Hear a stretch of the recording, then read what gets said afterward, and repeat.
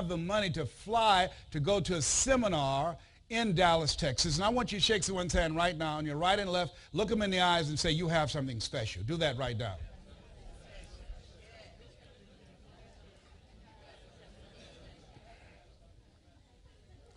Now, ladies and gentlemen, I left here, didn't have the money to go, but I borrowed money to go. And had I not been willing to do what you have done, I said you have something special, I didn't say that just to be kind, I said it because it's true. See, only certain kinds of people that travel cross country and invest in themselves to go to a seminar. How many of you know people who should be here? Raise your hands, please. Now, if you charge the same amount of money and you had Kirk Franklin here and Yolanda Adams and Kim, the jazz singer, you couldn't get near the place. My favorite book says, the poor will always be among you. Why? Because people will pay more for entertainment than they will for personal empowerment.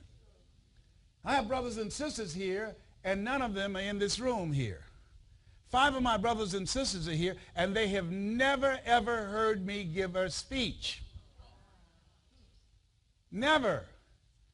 Never. And none of my brothers and sisters have ever heard any of my products and never read any of my books. None. In the month of May last year, because of what I learned by listening to material in the month of May last year, I earned $640,000 speaking Monday through Thursday for 30 minutes, teaching doctors, and I've never been a doctor, how to communicate with their patients, and I've never had any patients, how to take their hypertension medication, and to begin to dramatically increase the number of people who are compliant from 30% to 40% or 50%. I was flown earlier this year to Switzerland and paid $45,000 for a 25-minute speech with 7 interpreters. So when a bear says confirmation beats conversation, he's absolutely right. My favorite book says, judge a tree by the fruit it bears. And I'm telling you that if I'm, God forbid what would have happened to me if I wasn't willing to listen to myself, to interrupt the conversation that was in my head. Les Brown, you're DT, the dumb twin. How many of you ever been told you couldn't do something? Raise your hands, please. See, MIT did a study. In the study, here's what they discovered. If I tell you you can't do something, someone else has to come by 17 times and say, you can do it, you can do it, you can do it, to neutralize that one time. I have people all the time say, oh, I already know that stuff already. Let me tell you something when you know it. You know it when you're producing it. That's when you know it. Let me tell you what I know. I know how to earn millions of dollars. Let me tell you what I don't know. I don't know how to make a marriage work. Why y'all laughing at me? Now, y'all could have gone all day without laughing at me.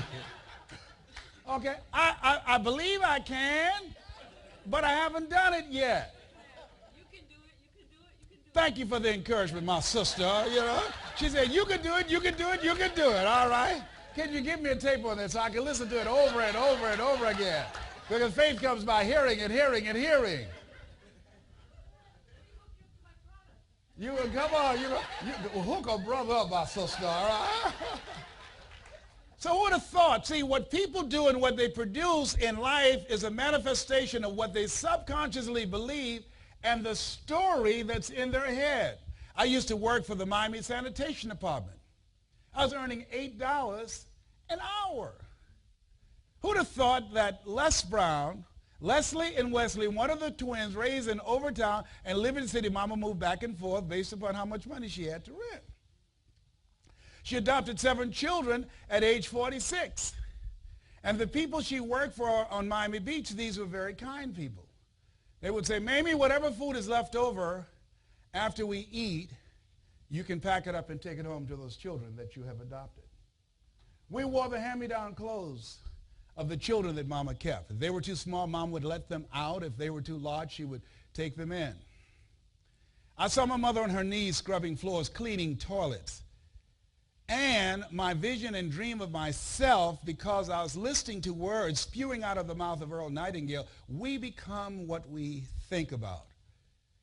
And I learned in my own research that whatever you expose yourself to, that becomes a part of your thinking, of your consciousness. Poor people invest less than $7.50 a year for their personal growth and development. I say you have something special. That 2.5-day seminar I went to in Dallas, Texas, and I didn't have the money to go, was $2,750. Actually, Barry is doing a disservice to you by making this seminar so cheap. Why? Because the greater investment you make, the more value that it has. If you pay $300 for a suit, trust me, you're not going to put it in a washing machine. Am I right? And I say to you that if you charge $500 or $150, the same number of people are going to show up. That's just the name of the game. So I'm going to share with you that one of the most important things as you look at your goals and look at where you want to go, write this down.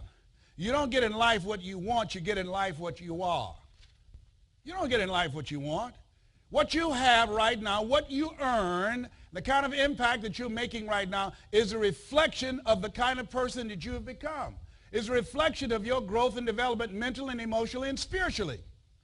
The level of impact that you make right now, you haven't peaked out. You haven't even touched your best stuff yet. You haven't even gotten anywhere near it.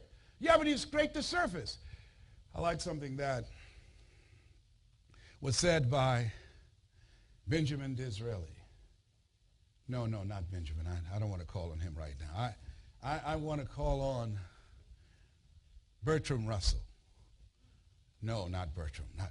Yeah, I like Bertram. I hear these voices in my head. He was asked in his 90s, if you had it in your power to be born again, to come back as anyone in the course of history, he said, who would you like to be? That's what the reporter asked. You know what he said? He said, I'd like to be the man I never was.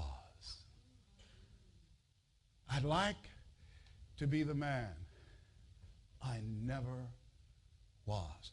How many of you know if you had your life to live over again, you could do more than what you've done thus far? Raise your hands, please.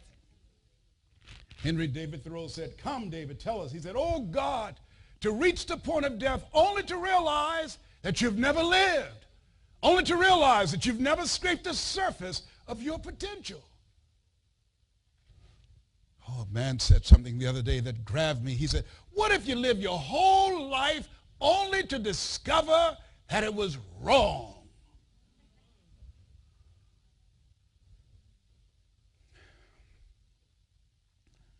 I love Dr. Howard Thurman, a Floridian, wrote The Voice of the Genuine. Deep is the hunger. He was an advisor for Mahatma Gandhi and Albert Schweitzer. He was the man that Dr. Benjamin Mays sent Dr. Martin Luther King Jr. to